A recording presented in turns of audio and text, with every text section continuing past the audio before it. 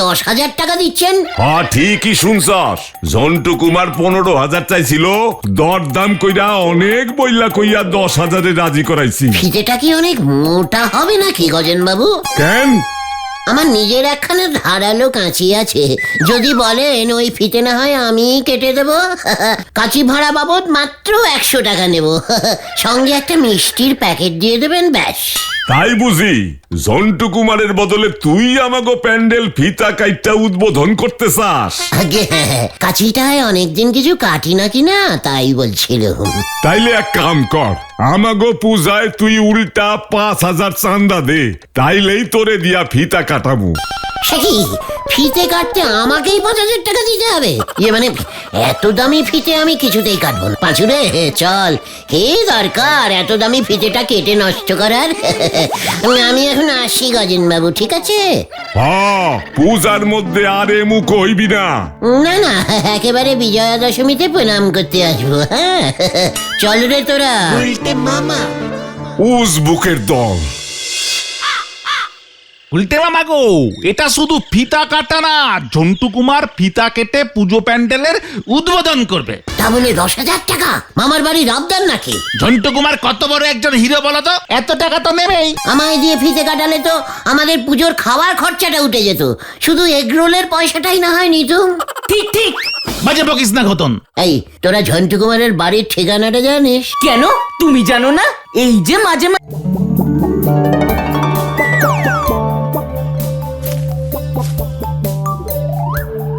তুমি আকাশে কি দেখছো গো ও গুলটে মামা? দিলি তো আমার তালটা কেটে, ক্যালটা বুলাস বলদ পাঁচু। তাল আকাশে আবার তাল হয় নাকি? তাল তো হয় গাছে। সব কটা একেবারে গলদপুরের স্ট্যাম্প মারা বলদের দল। আরে দূর, তুমি কি দেখছো বলো না। হ্যাঁ বলো না। মেঘ। মেঘ দেখছো হঠাৎ? ওরে এই যে যারা কবিতা টবিতা লেখে, তারা এই পুজো আসলেই নাকি আকাশে সাদা মেঘের ভেলা দেখতে পায়। সেই মেঘ নাকি তুলোর মতো ভেসে বেড়ায়। জয় গুরাও। হ্যাঁ তো, এখন পুজোর সময় শরতের নীল আকাশ, সাদা মেঘ ভাসে। অন্য সময় কি হলুদ আকাশে খয়েরি মেঘ ভাসে? যত সব উল্টো পাল্টা কবিতা লিখে গেছে, সেগুলোই তোরা পড়েছিস, তাই তো ফেল মেরেছিস। আরে ওসব তো কবির কল্পনা গুলটে মামা। শরতের সুনীল আকাশে তুলার মতো পেঁজা পেঁজা মেঘের ভেলা ভাসিয়া যাইতেছে। খুব ব্যাড কল্পনা। তুলো দিয়ে কি ভেলা বানানো যায়? ভেলা বানাতে হয় কচুরি পানা দিয়ে, বুঝেছিস? তাছাড়া আকাশে ভেলা ভাসবে কেমন করে? ভেলা তো পুকুরে ভাসাই আমরা। ঠিক ঠিক। তাছাড়া ভেজা তুলো ভারী হয়, ওই কবিগুলো কিছু জানতো না। তুলোর মতো ভেজা ভেজা মেঘ কখনো ভাসতে পারে? ক্যালটা বুলাসের দল। মা, ভেজা মেঘ কখন বললাম? কবিরা তো বলেছেন পেঁজা পেঁজা মেঘ। ওই একই হলো, পেঁজা মানেই ভেজা। শোন, সব ভুলভাল লিখেছে। এই পুজোর সময় কোনো স্পেশাল মেঘ টেঘ ভাসে না, বুঝেছিস? আকাশ ওই একই রকম নীল থাকে। খামোখা ওই সব জিনিস দিয়ে কবিতা লিখে আমাদের বোকা বানিয়েছে সবাই। মুখ গুজে ওসব না পড়ে মুখ তুলে দেখলেই তো সব ধরা পড়ে যেত। ইস, সে সময় যদি তুমি এরকম বলতে না, এখন আর এসব বলে কি হবে? তার থেকে বরং বলো এবার পুজোয় আমরা স্পেশাল কি খাবো? এগরোল। হ্যাঁ, সপ্তমীর দিন এগরোল, অষ্টমীর দিন ঘুগনি, নবমীর দিন আইসক্রিম, আর দশমীর দিন কোল্ড ড্রিঙ্কস। আর সঙ্গে মিষ্টি। ঠিক ঠিক। তাহলে তোরা সবাই আমার কাছে 50 টাকা করে জমা কর, আমি কিনে দেবো তোদের। হ্যাঁ চল দেখে নড়ার কাছে যাই। তুমি কিছু খাওয়াবে না গুলটে মামা? এত কিছু খাওয়ার পর তোদের পেটে জায়গা থাকবে? তোমার তো থাকবে। মানে আমি তোদের ফুচকা খাওয়াবো। জয় গুলটে মামা কি? এখনই এত জয় ধ্বনি মারিস না, আগে দেখি এবার পুজোয় নড়া ফুচকা বিক্রি করে কিনা। হ্যাঁ চল দেখি নড়ার কাছে যাই। হয়ে গেল ফুচকা। আমি হলুম গে জাত চা ব্যবসায়ী, আমার 14 পুরুষ চা বিক্রি করে, তা আমি হঠাৎ ফুচকা বেচতে যাব কোন দুঃখে শুনি? দুঃখে না রে নরা, সুখে সুখে। মনের সুখে ফুচকা বেচলে কত লাভ করতে পারবি জানিস? পুজোর ফুচকায় হেভি ডিমান্ডিং হয়। পুজোর সময় আমার চায়েরও ভালো সেল হয়। তাছাড়া এবার তো আমি ওই আতাপাড়ার বোমা সঙ্গের পুজো প্যান্ডেলে চায়ের স্টল দেবো গো নন্ড ভন্ড গুলটে বাউ। তুই পুজোর সময় বেপারাই গিয়ে চা বেচবি নরা? আমাদের এই গলতপুরে পুজোর সময় একখানা এখন ফুটো পুজো পর্যন্তই হয়নি। নরা, আমার কথা শোন, পুজোর সময় ফুচকা ব্যাচ একেবারে লালে লাল হয়ে যাবে। লাল হব তালি পরে হোলির সময় ভেবে দেখবো। তাহলে গুলটে মামা তুমি আমাদের ফুচকা খাওয়াবে না? নরার দোকানের চা খেয়ে আমাদের অভ্যাস তো, তাই অন্য দোকানের ফুচকা খেলে তোরা সহ্য করতে পারবি না। পুজোর সময় পেট ব্যথা হলে পুজোর আনন্দটাই মাটি হয়ে যাবে। লিডার হয়ে আমি এত বড় রিস্কিং নিতে পারবো না, কভি নাহি। আসল কথা হলো অন্য কেউ তো ফুচকা আর গুলটে বাবুরে ধারে বিক্রি করবে না, তা তোমাদের খাওয়াবে কেমন করে? নরা, ঠিক আছে গুলটে মামা, আমরা বরং আতাপাড়ার বোমা সঙ্গের পুজোয় গিয়ে নরদার চায়ের স্টল থেকে চা খেয়ে আসবো। ভাবতেছি সঙ্গে ঘুগনিও রাখবো। ঘুগনি? তা এবার হঠাৎ পুজোয় বোমা সঙ্গে স্টল খুলছো যে নরদা? এবার তো বোমা সঙ্গে বিগ বাজেটের পুজো হচ্ছে গো। তুই নিজে মুখে বলছিস ওখানে এত বাজে পুজো হচ্ছে, তাও আবার ওখানে স্টল খুলছিস? বাজে কোথায় বললুম গো, ন্যাপলারা তো বলতেছে এবারে নাকি বিগ বাজেটের পুজো, অনেক বড় করে করবে ওরা। মানে গুলটে মামা, বাজে না বাজেট, মানে বোমা সঙ্গ এবার অনেক টাকা খরচ করে পুজো করছে। এত টাকা ওরা পেলো কোথায়? কেন, লোহা ব্যবসায়ী গজেন গড়াই ওদের পুজোর সেক্রেটারি হয়েছেন। শুনতেছি পুজোর ফিতে কাটার জন্য নাকি ফিল্ম স্টার ওই ঝন্টু কুমার রে ওরা নিয়ে আসবে। কি বলছো কি? ঝন্টু কুমার আসবে ফিতা কাটতে? কেন, ওখানে কি সামান্য ফিতে কাটারও লোক নেই? আরে ফিতা কাটা মানে উদ্বোধন করতে আসবে। উদ্বোধন করতে ঝন্টু আসছে? আমাকে বললো না তো। আসতেছে মানে শুনতেছি ফিতে কাটার জন্য ঝন্টু কুমার 10,000 টাকা নিচ্ছে গো। সামান্য এক পিস ফিতে কাটতে 10,000? আমাকে দিয়ে কাটালে আমি 100 টাকায় কেটে দিতাম। এই পাঁচু চল, কেন? দরকার আছে, চল দেখি। যা বাবা, আবার কি হলো? হাতে ঝোলে হ্যারিকেন, সে জ্বালাবে ঝাড়বাতি, হরি বল। মানে গজেন বাবু, আপনার মতো একজন এত হিসেবি লোক এইভাবে ঠকে গেলেন? আসল কথাটা কি কইতে চাস? যাই ডাকাস, আমার অনেক কাজ আছে।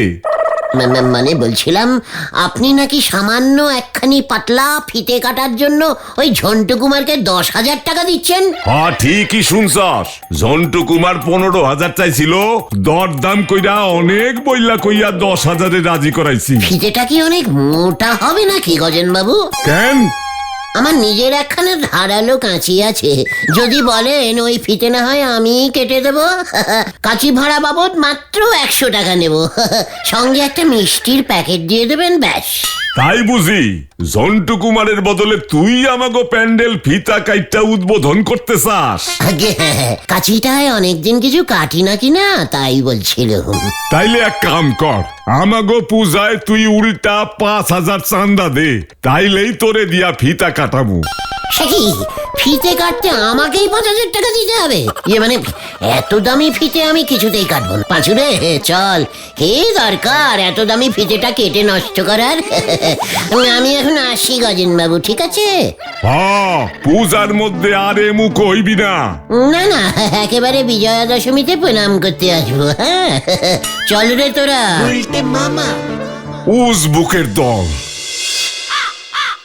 উল্টে মামা গো, এটা শুধু ফিতা কাটা না, ঝন্টু কুমার ফিতা কেটে পুজো প্যান্ডেলের উদ্বোধন করবে। তা বলে 10,000 টাকা? মামার বাড়ি রাবদার নাকি? ঝন্টু কুমার কত বড় একজন হিরো বলো তো, এত টাকা তো নেবেই। আমায় দিয়ে ফিতে কাটালে তো আমাদের পুজোর খাওয়ার খরচাটা উঠে যেত, শুধু এগরোলের পয়সাটাই না হয় নিতুম। ঠিক ঠিক। বাজে বকিস না ঘটন। এই তোরা ঝন্টু কুমারের বাড়ির ঠিকানাটা জানিস? কেন, তুমি জানো না? এই যে মাঝে মাঝেই বলো ঝন্টু কুমার নাকি তোমার হাফ প্যান্টের বন্ধু ছিল। ওরে গলতপুরের চটকানি বলদ ঘতন, আরে ঝন্টু কুমার তো এখন ফুল প্যান্ট পরে। সেই কবে আমরা একসঙ্গে ট্রেনে লেবু লজেন্স বিক্রি করতাম, তারপরে ও একদিন সিনেমার হিরো হয়ে গেল। আর তুমি আমাদের লিডার হলে। তা না হলে তোদের মতো এত ইডিওস্টিক বলদগুলোর কি হতো ভেবে দেখেছিস? ঝন্টু কুমারের ঠিকানায় সোনালী পর্দা ম্যাগাজিনে পাওয়া যাবে গুলটে মামা। এই বইটা তো সব সিনেমার খবর থাকে। মার দিয়া কেল্লা। এই ওই বইটা তোদের বাড়িতে আছে? আমাদের বাড়িতে 2-3টে আছে, মা পড়ে। তাহলে এক্ষুনি তুই বাড়ি যা আর ঠিকানাটা জোগাড় করে আন। ও ঠিকানা দিয়ে তুমি কি করবে গুলটে মামা? ঝন্টুর বাড়ি যাব। আরে ঝন্টু কুমারের বাড়ি কে চেনে না বাবু? উনি যে আমাদের অঞ্চলের যাকে বলে গব্ব। আমার মতো যে যার অঞ্চলের গব্ব, বুঝলি পাঁচু? একেই বলে গব্ব গব্ব বন্ধুত্ব।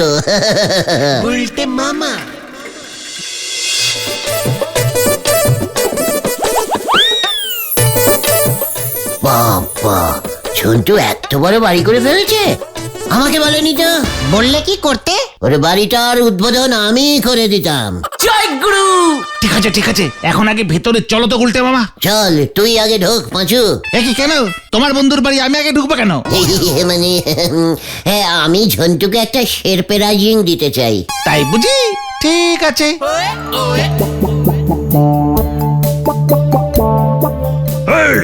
रुकिए শিখিয়ে अंदर जाने के लिए परमिशन है?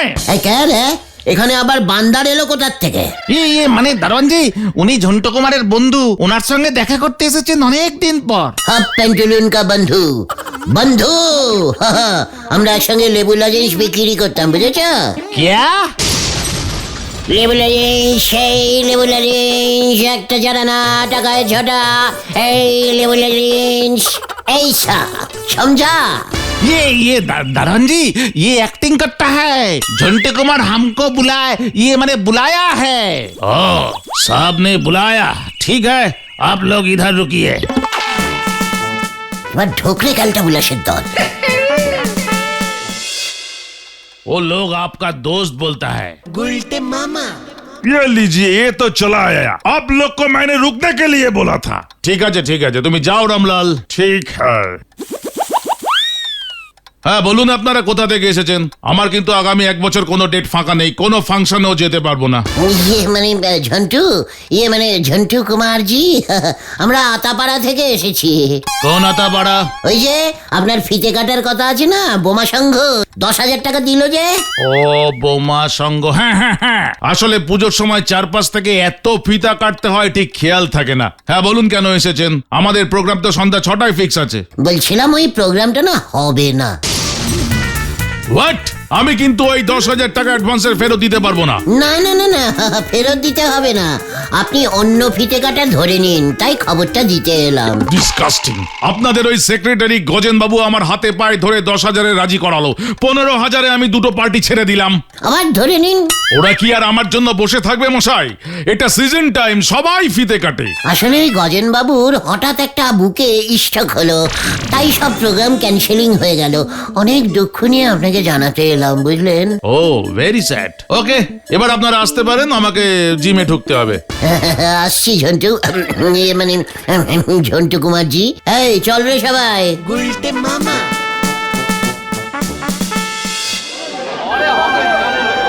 গুলটে মামা, কেসটা একটু বাড়াবাড়ি হয়ে গেল না? কিছু বাড়াবাড়ি না, এবার তাড়াতাড়ি গজেন বাবুর বাড়ি চল দেখি। তুমি যে কি করছো, মাথাতে কিছুই ঢুকছে না। ও গুলটে মামা, ঝন্টু কুমার তো তোমাকে চিনলই না। ঘরের মধ্যে সানগ্লাস পরে বসে থাকলে কি আর চেনা যায়?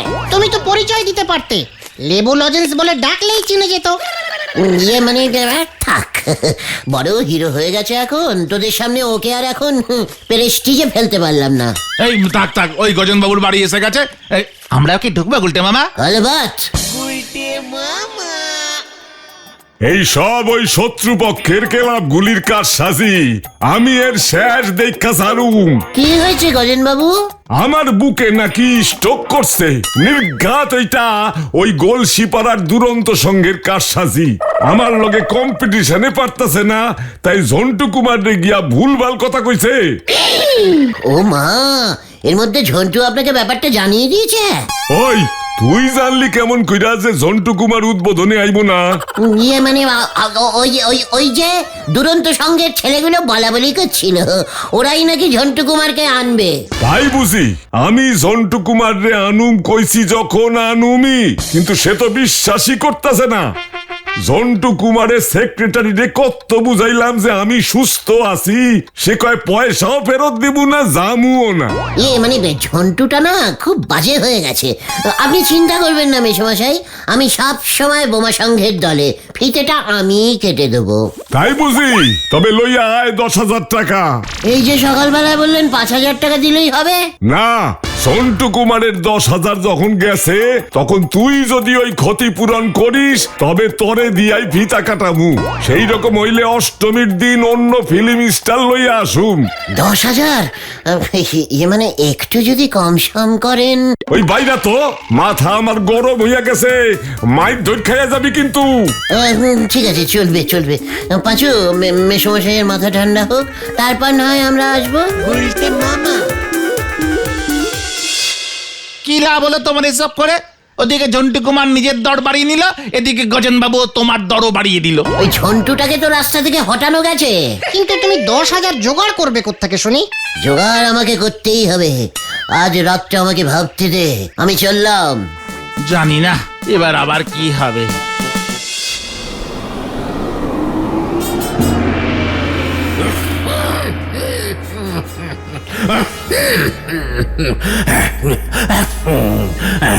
মহালয়ার দিনে মা দুর্গার পৃথিবীতে আসা বন্ধ করবার দায়িত্ব দিয়েছিলাম, পারিসনি। সাধে কি তোকে আমি নিষ্কম্মা অসুর বলি? আর একটা সুযোগ দেব তোকে। আবার কি করতে হবে মহারাজ? প্যান্ডেলে প্যান্ডেলে মা আসতে শুরু করেছে, তুই ওই প্যান্ডেল উদ্বোধন ভন্ডুল কর। কি করে করব মহারাজ? সেটাও কি আমি তোকে বলে দেবো রে নিষ্কম্মা? ঠিক আছে ঠিক আছে, বলতে হবে না। কাস্তে কাস্তে প্রাণ বেরুলে আমি খুনের দায়ে পড়ব। কেসে দরকার নেই, আমি যাচ্ছি প্রভু, দেখি কি করতে পারি। ভাবলাম ঝন্টু কুমার না আসলে শেষ মুহূর্তে গজেন গড়াই আমাকে দিয়েই ফিতেটা কাটাবে। সেই সুযোগে আমি সবাজের টাকা হাঁকাবো। এখন দেখছি কেস ঘুরে গেল। ওদিকে 10,000 টাকা জোগাড় না করতে পারলে পাঁচুদের কাছে মান সম্মানটা একেবারে ঢিলা হয়ে যাবে। কি যে করি এখন, কি যে করি। এই যে হ্যাঙ্গানি বাবু। এই কে কে কে কে কে কে কে কে তুই তুই আবার কে? আমি অসুর, আমায় চিনতে পারছিস না? হ্যাঁ, ইয়ে মানে আমার কাছে কেন? আমি কি করেছি অসুর ভাই? তোর জন্য আমি একবার ঠ্যাঙানি খেয়েছিলাম, মনে নেই? ও হ্যাঁ, তাই তো। আসলে আমি অনেকবার ঠ্যাঙানি খেয়েছি তো, তাই মনে করতে পারছি না। আমি তো এখন ঠ্যাঙানি খাচ্ছি না। যাকে এখন কি চাই বলুন তো? তোর 10,000 টাকা চাই, তাই তো? এই, তুই জানলি কেমন করে? আমরা অসুররা সব জানি। শোন, এই যে এর মধ্যে 100টা মোহর আছে, বিক্রি করলে অনেক টাকা পাবি, অনেক।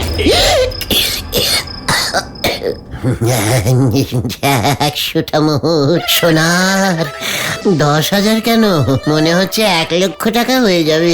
তবে আমার একটা কাজ করে দিতে হবে। কি কাজ অসুর ভাই?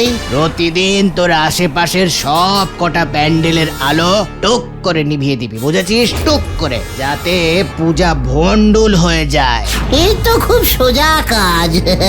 একদম নিশ্চিন্তে থাকো ভাই, আমি একটা প্যান্ডেলের আলো জ্বলতে দেব না। ফিতে কেটেই আলো নিভিয়ে দেবো। মনে থাকে যেন, নয়তো আমি তোকে ঠেঙাবো। এই, কি আমি কি স্বপ্ন দেখলাম নাকি? এ তো সত্যি মোর। তাহলে স্বপ্ন নয়। বাচু রে, ও বাচু। এই মোহর তুই কই থেকে পাইলি? কোথায় ডাকাতি করছস ক কিন্তু? এই মা, ছি ছি ছি ছি, ইয়ে মানে গজেন বাবু, এগুলো আমার বংশগত মোহর। মানে আপনি তো জানেন আমার পিসে মশাইয়ের বাবা জমিদার ছিলেন, তার বাবা আরো বড় জমিদার ছিলেন। এত বড় বড় জমিদার সবাই মিলে ওই মোহরগুলো রেখে গেছে, ওগুলোই আপনাকে দিয়ে দিলাম। ওরা যদি জানে আমি ফিতে কেটে উদ্বোধন করেছি, তাহলে টোটাল জমিদার বংশই খুবই খুশি এবং গর্বিত হবে। আচ্ছা ঠিক আছে, মোহরগুলি এই ক্লাবের পূজা ডোনেশন ফান্ডে তাইলে জমা রাখলাম। আর ফিতে কাটা মানে উদ্বোধনটা? কাল সন্ধ্যা 6টায় ক্লাবে আইয়া পড়িস। ইয়াহু! চল পাঁচু।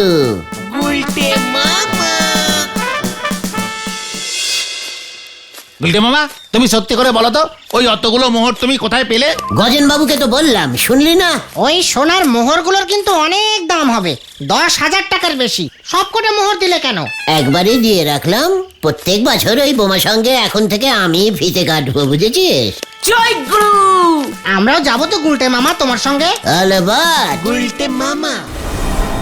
সব ব্যবস্থা করে এসেছি মহারাজ। ওই মানুষটাই এবার যা করার করবে।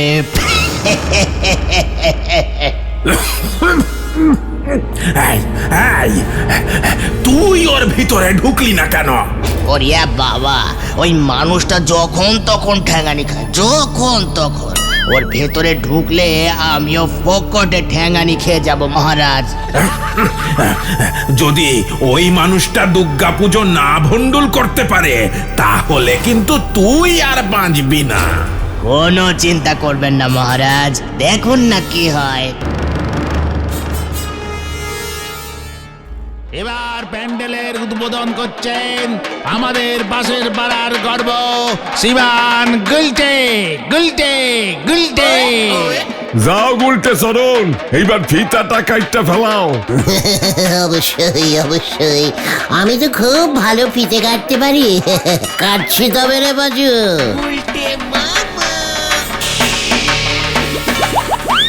এর পরের কাজটা মনে থাকে যেন ঠ্যাঙানি বাবু। মেন তারটা কেটে দেবো। তুই আগে ফিতা কাট উজবুক। ইয়ে মানে কাটছি কাটছি, কাটলাম কিন্তু, হ্যাঁ কাটলাম।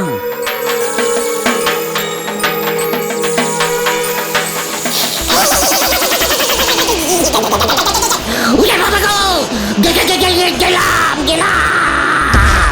সবাই সরে যাও, সবাই সরে যাও, সবাই সরে যাও, গুলটে বাবা কারেন্ট খেয়েছে। ওরিয়া বাবা যে কেস আবার বিগড়েছে। এই কে? ওরে বাবা গো,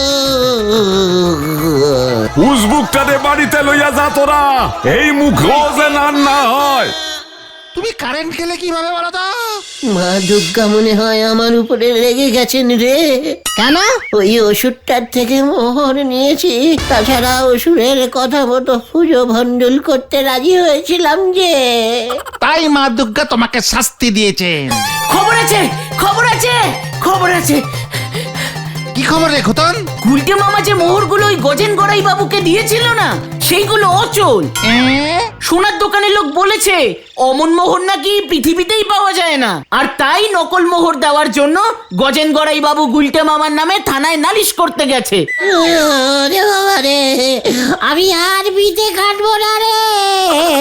তাহলে তুমি কি কাটবে গুলটে মামা? ভাবছি এবার থেকে আমি মাটি কাটবো রে। গুলটে মামা কি জয়। উনি বাবা গো।